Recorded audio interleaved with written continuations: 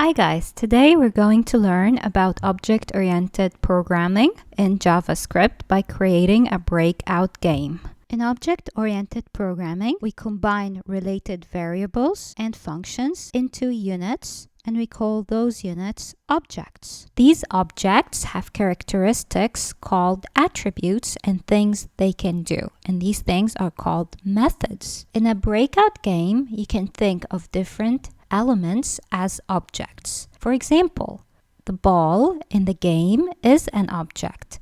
It has attributes like its position, speed, and size. It can also perform actions such as moving and bouncing off objects. The paddle is also an object, and it has attributes like its position and size, and it can move horizontally to interact with the ball. The bricks can also be thought of as objects too.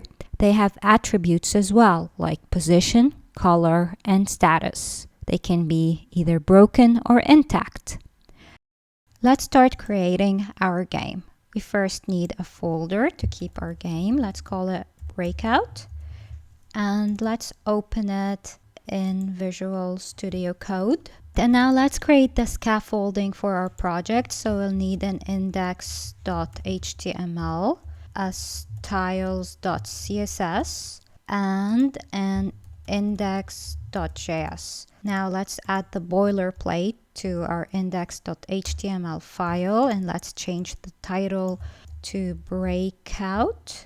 Let's link in our style sheet, and we're gonna need to create a canvas element because that is where our game will be displayed. Let's give it width 480 and the height 380. And now let's preview our page. We can't see our canvas. To be able to see it, let's add some styling to our styles.css. Let's try giving our canvas element some border styling. How about 2 pixels, solid and black?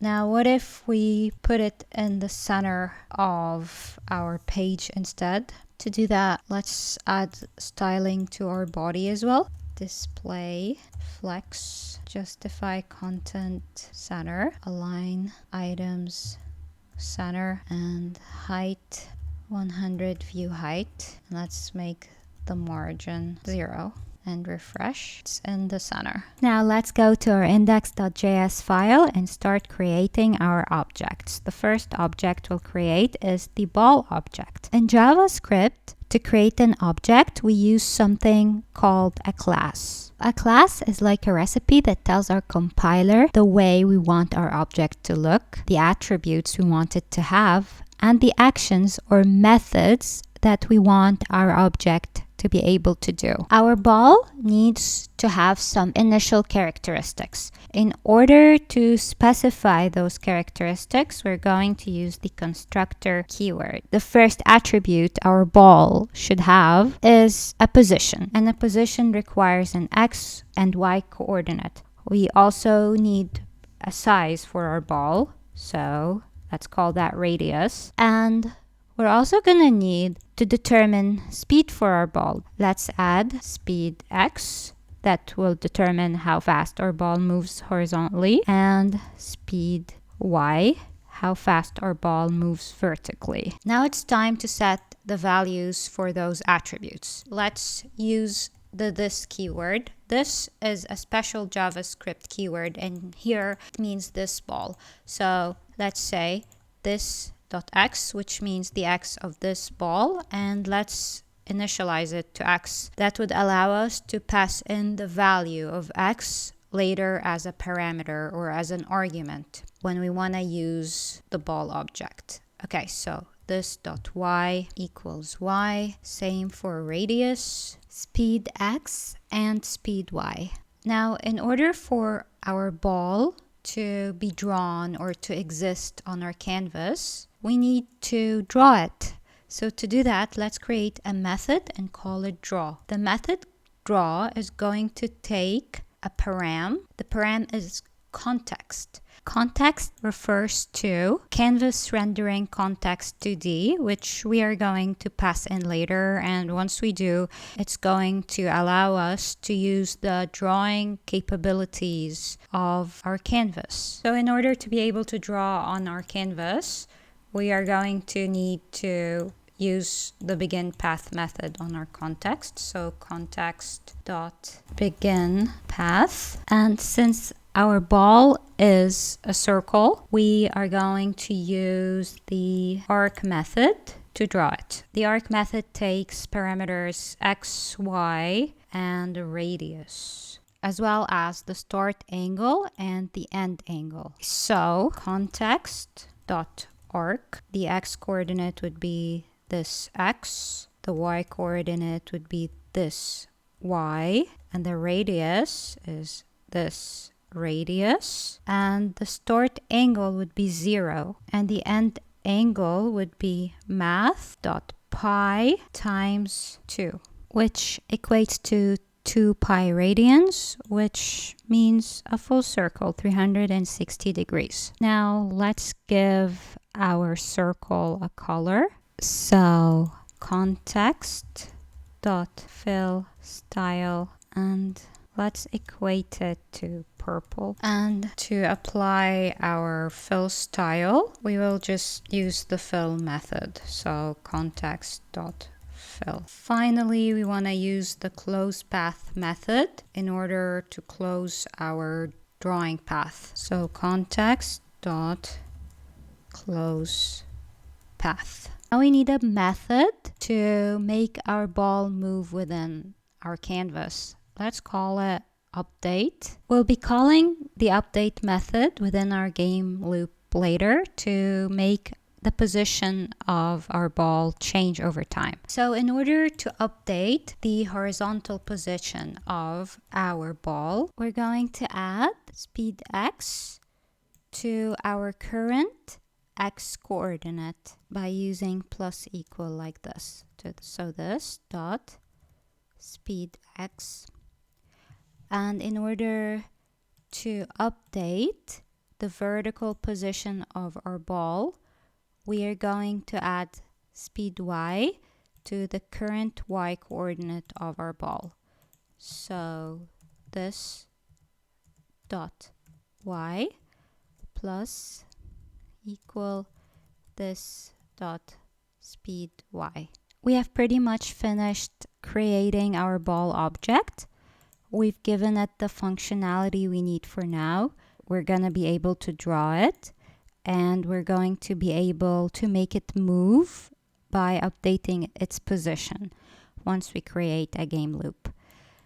Now, before we move on to creating a paddle or creating the bricks, let's first test our ball object and see if it works. In order to do that, in order to be able to draw it and add in the context as a param, we will need to get access to our canvas. So let's go back to our index.html and give our canvas element an ID. So ID canvas. And now let's go back and create a const for our canvas. So document.get element by ID canvas. And now we're gonna need to use the get context method in order to gain access to the context, which we will need to draw on our canvas. So const context equals canvas dot get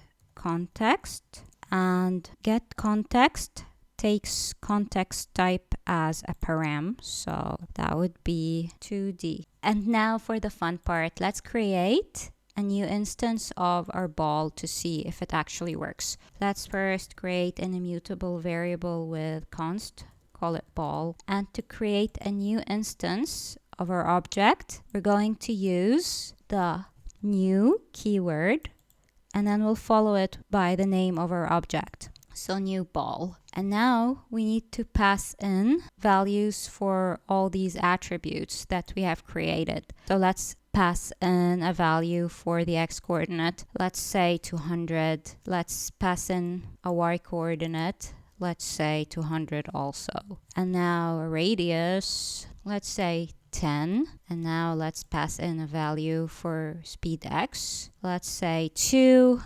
And now a value for speed y, also 2 for now.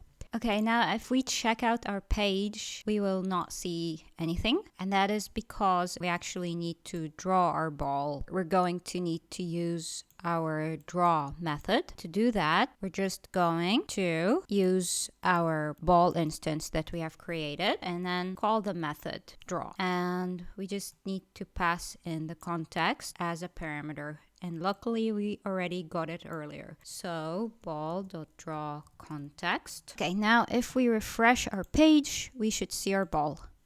Yay, there it is. But it is still and it is not moving. In a breakout game, balls move. To get our ball to move, we're gonna need to create a game loop. Let's define a function and call it game loop. What our game loop function should be able to do is clear our canvas, draw the ball in its updated position. And it should keep doing that over and over and over. That would make our ball look like it's moving. In order to clear our canvas, we are going to use the clearRect method. Okay, so context.clearRect. And now we need to pass in those 4 params: x coordinate, y coordinate, and the width and height. So since we want to clear the entire area, the entire canvas, we are going to pass in our first x coordinate as 0, and our y coordinate would be 0 as well, because we want to start from the top left corner. And in order to make sure that we cover the entire canvas, we will pass in the width as canvas.clientWidth, and we'll pass in the height as canvas.clientHeight. Okay, so now we need to add in the logic for drawing the ball and updating its position. So first we need to make sure that the ball goes to the updated position. So let's call our update method ball.update. All right, now let's draw our ball. So ball.draw, and let's not forget to pass in the context. Okay, and now it's time to make sure that our function keeps looping and that our canvas keeps getting cleared and our ball keeps getting redrawn in the updated position. So in order to do that, we are going to use request animation frame, which is a built-in JavaScript function that allows for very smooth animation. Okay, so to request animation frame, and it takes in a callback function, and in that case it will be our game loop. Now if we call our game loop function and refresh our page, we should see the ball moving, and there it is. Can't play Breakout without a paddle, so let's define our paddle class. So class paddle, don't forget to give it capital P. And our paddle is gonna have a bunch of attributes. Just like our ball, it would need a starting position, an x and a y coordinate.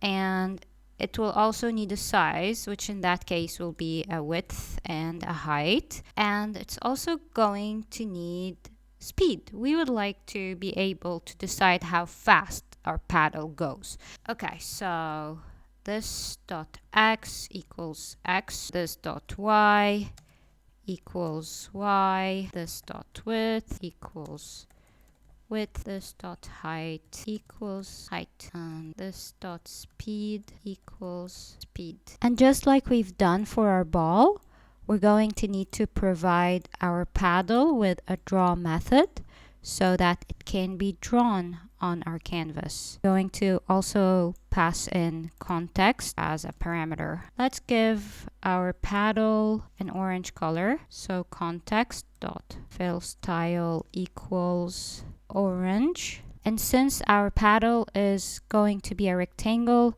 we're going to use the fillRect method, which draws a filled rectangle. So context.fillRect, this x, this dot y, this dot width, and this dot height. Since our paddle would be a moving element, let's give it a new method, and it would be the move method. The move method would take in direction as an argument. Since the paddle will move vertically, then we are going to add speed to the current x coordinate, and then we're going to multiply that by the direction that we will be passing in as a param later. Now, the direction is going to be either 1 or -1. If it is 1, then our paddle will move to the right. If it's -1, then our paddle will move to the left. We're actually done defining our paddle class. So now we have a paddle blueprint and we are ready to try it out. So just like we've done with our ball, let's create a new instance of our paddle. Const paddle equals new paddle, and let's set the x coordinate to, let's say, 175. And since we want our paddle to be at the bottom of our canvas, let's set the y coordinate to canvas.height -20. That way it will stay at the bottom. And next we need to add in the width, height, and speed. So the width, let's make it 70, maybe. The height, let's make it 10. And the speed, let's try 4 or maybe 5. Okay, so in order to be able to see our paddle, we are going to need to draw it. Let's draw it within our game loop. Let's also delete this line, we don't need it. And call our paddles draw method. And we should not forget to pass in the context. Okay, and now when we refresh, we should see our paddle. There it is. But now our paddle is completely useless, and we would like to make it useful. We would like to be able to move it. So in order to do that, in order to be able to control our paddle through our keyboard left and right arrow keys, we're going to add an event listener. So document.add event listener. We want to listen to key down events. So event, all right. Okay, so if event.key equals arrow left, we would like to invoke our move method, and we would like to pass in -1 as the direction. Okay, else if event.key equals arrow right, then we want our paddle to also move, so we will use the move method we've created, and we will pass in 1 as our movement direction. Okay, now let's refresh and see if it worked. And it does. Our paddle moves just fine. All right, I guess now would be a good time to make our ball act more like a ball from a breakout game. So let's give our ball some collision detection. Okay, so we want our ball to detect collision with the walls and also with our paddle. Let's begin by applying collision detection to the side walls of our canvas. So, sides. Okay, so let's add in an if conditional. So, if the x coordinate of our ball minus our ball's radius is less than 0, or our ball's x coordinate plus our ball's radius is greater than the canvas width, then we would like to change the horizontal direction of our ball. So ball.speedx equals negative ball.speedx. Let's check if it worked. Oh, our ball just goes straight down. It doesn't even come close to the canvas side. So if we want to check if it would bounce back, let's go back to where we defined our ball instance. And let's change the value of our speed x to change the direction of our ball. Let's make it, let's say, -6, for example. And now let's refresh. And it bounces back. We did it. Cool. Okay, let's add collision detection to the top side as well, and also make our ball bounce back if it hits it. To do that, we're going to add another if statement. If the y-coordinate of our ball minus our ball's radius is less than 0, then we want to switch the horizontal direction of our ball.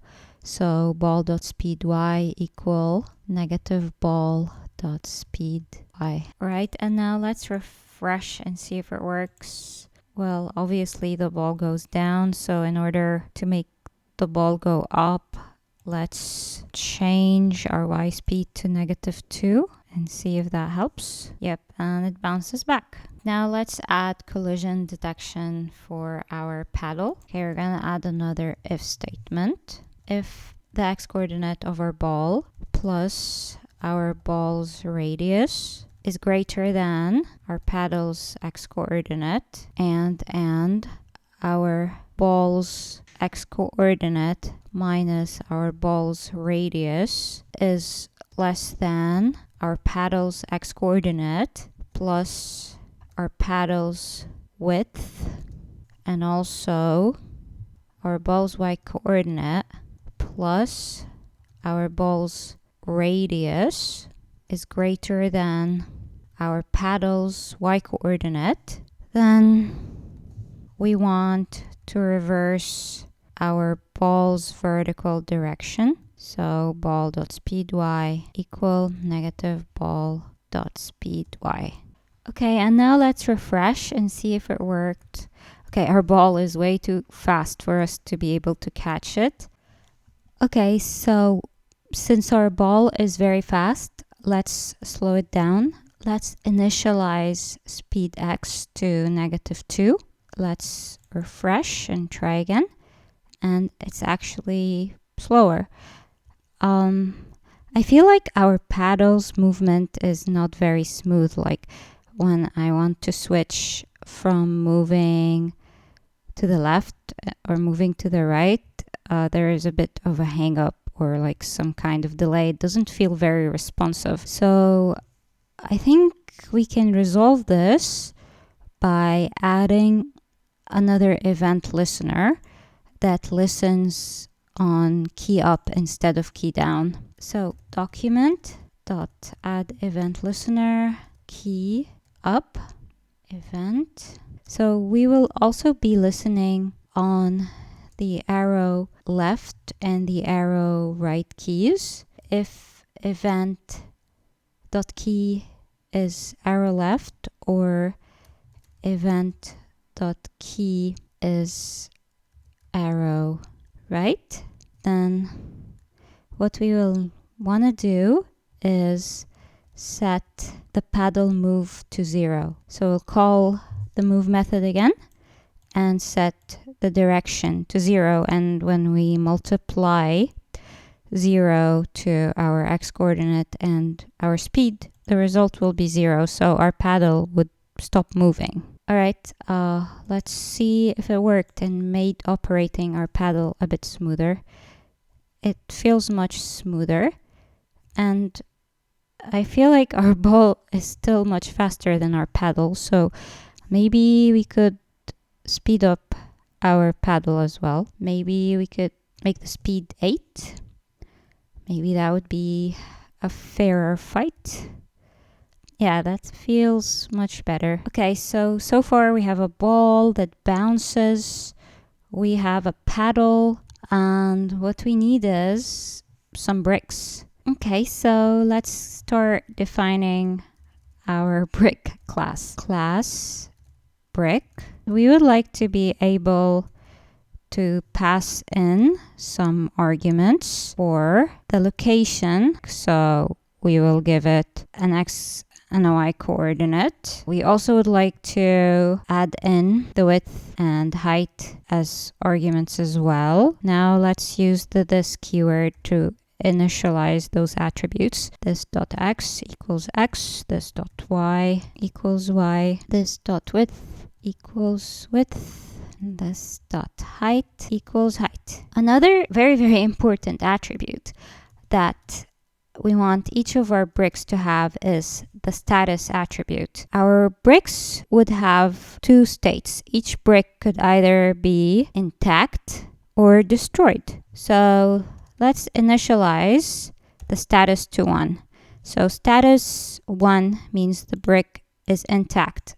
It hasn't been destroyed yet. If the status becomes 0, that means that our ball hit it and it has been destroyed. And now, just like we've done with our paddle and our ball, we would like to give our bricks the draw method. So each brick should have the method draw, and we're also gonna add in context as a param. For our bricks, since each brick could be destroyed, and if it's destroyed, we don't want to draw it. Let's add in an if conditional. If this dot status is 1, then we would like to draw the bricks. So let's make it context dot fill style equals, let's say, yellow, and context dot fill rect. This dot x, this dot y, this dot width, and this dot height. Okay, so we have defined our brick class, which means it's time to create our brick wall. Okay, first thing we want to do is create an array to hold the bricks that we are about to create. Let's call it bricks. Okay, and now let's define a function and call it create brick wall. And within it, let's define some variables, like for example, brick row count, where we are going to keep the number of rows we want to have in our game. How about 4 rows of bricks for now? And let's define another variable to hold the number of brick columns that we want to have. Let's call it brick column count, and let's initialize it to 8. And now let's create a variable to hold our brick width, let's say 50, and another one to hold our brick height, let's say 20. And we don't want our bricks to be sticking to each other, so let's create some brick padding and let's initialize it to 10. Okay, now let's create our brick wall, which is going to consist of brick columns and brick rows. So in order to create it, we are going to first loop through the brick columns, or let's see, C for column equals 0, for as long as C is less than brick column count. Let's keep adding 1. This way we'll be looping 8 times. And within this loop, we want to nest another loop where we're gonna loop through the rows. So for let r for rows equals 0, for as long as r is less than brick row count. Let's keep adding 1 to r. That way we'll be looping 4 times. And now let's declare a variable to hold an x coordinate for each of our bricks. Our x coordinate would be column times brick width plus brick padding. Now let's declare const y, which will be the row times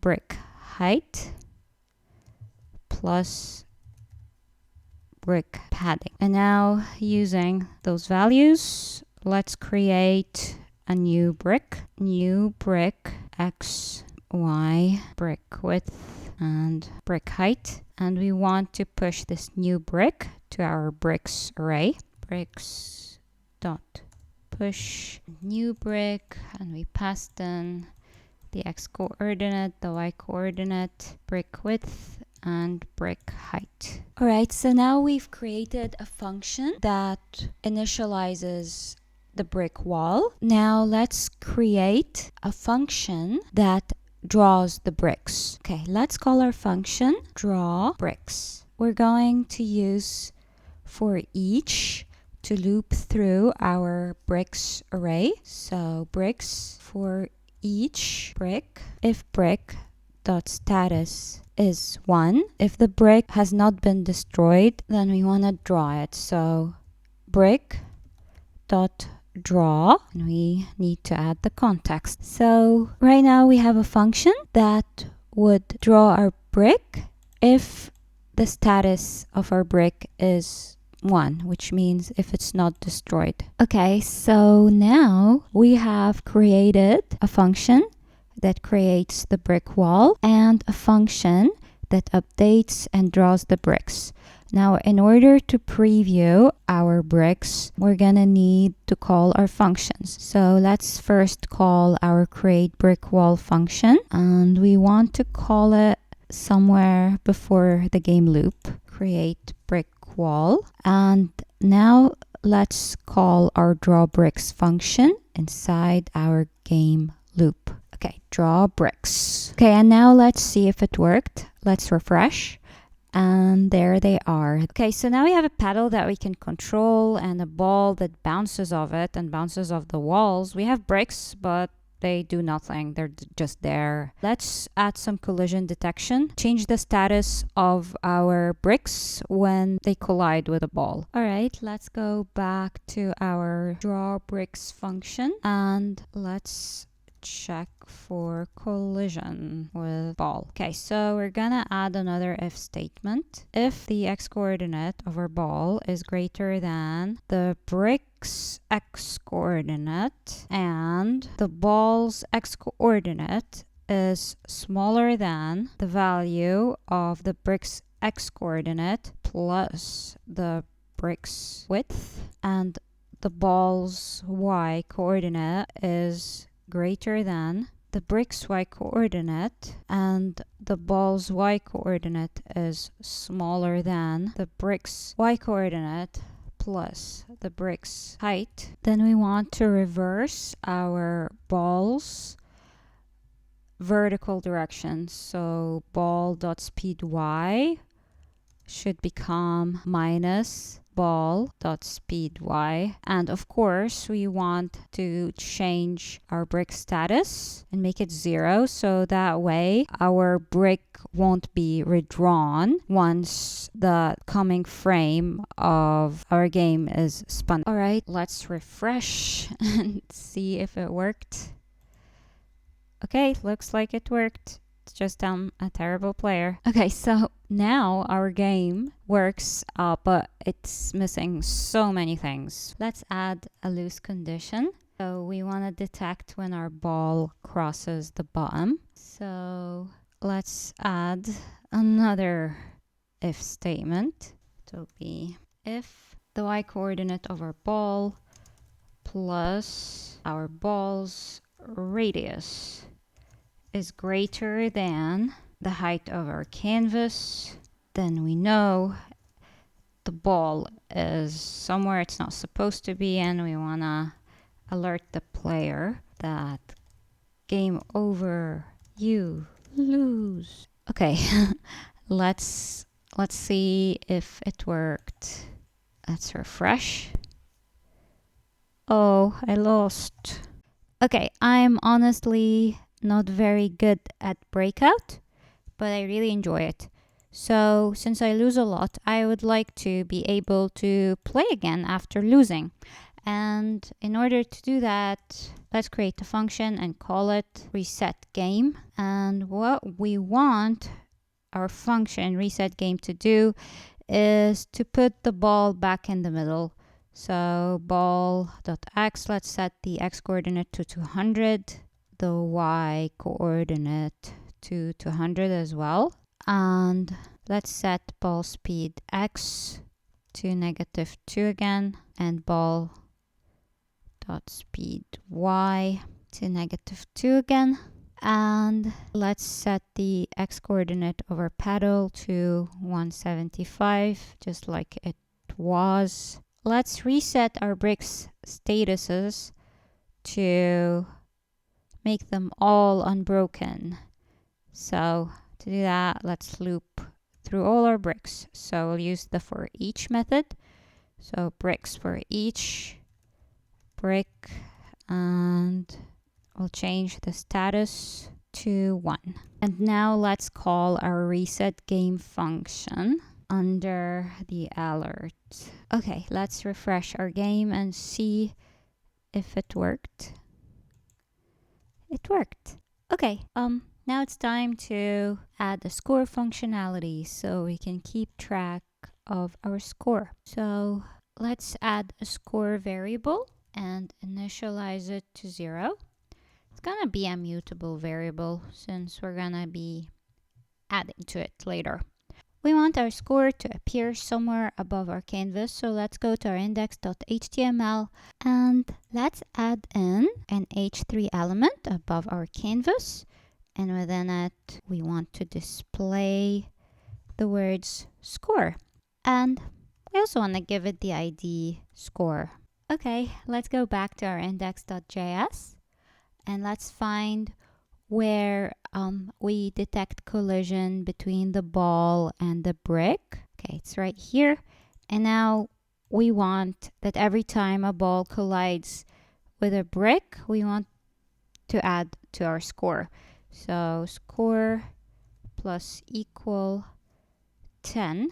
And we want to update the score showing on our HTML page. So document get element by ID score, and we want to update the inner HTML to make it, let's use a string literal to make it score, and we want to add in our current score. All right, let's refresh our page and our score shows, but on the side we want to make it show above our canvas. So let's try putting our h3 and canvas elements inside a div and refresh. Okay, it works. Okay, so now our game basically has all the functionalities of a breakout game. That doesn't mean that we can't still improve it. I would like to try making some changes, like maybe making the ball a bit smaller, so like changing the radius size from 10 to 7, and maybe making the paddle width a bit larger, and also lowering the paddle a bit, so making it canvas.height -10 instead of -20. Okay, let's see if that makes it any better. I think that makes it better. I still really suck, but I think it's better, actually. Plays nicer. Okay. Now that the game is fun and easy to play, let's add a win condition. So within our game loop, let's add another if statement. And we want to check if all the bricks have been destroyed. In other words, if every brick has the status of 0. So bricks dot every brick dot status equal 0. And if that is the case, then we want to alert our player that they've won. That's right. Congratulations. You are a legend. Okay, let's see if it works.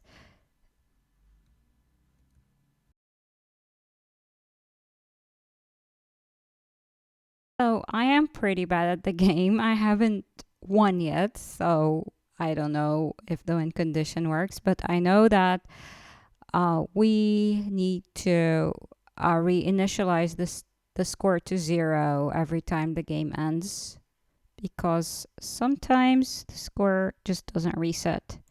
So let's go back to our reset function, and we want our score to be 0 again. All right, let's see if it worked. Okay. Come on, I can do this.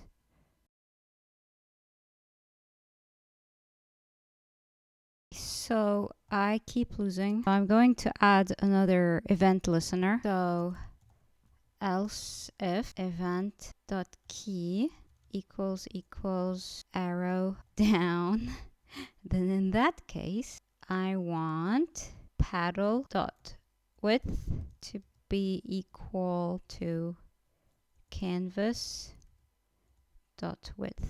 All right, let's see if my hack worked. It did. In order to make it fun, let's make this effect go away on key up. So else if event dot key equals arrow down, then let's return our paddle width to 70. Okay, so I'm gonna speed up the footage of me playing because I'm really terrible, and it took a while to reach the win condition, even after cheating and hacking. Alright guys, we've done it. We've learned about object-oriented programming by building a breakout game. I hope you enjoyed doing that with me. If you have, please don't forget to comment, like, and subscribe. See you next time. Bye-bye.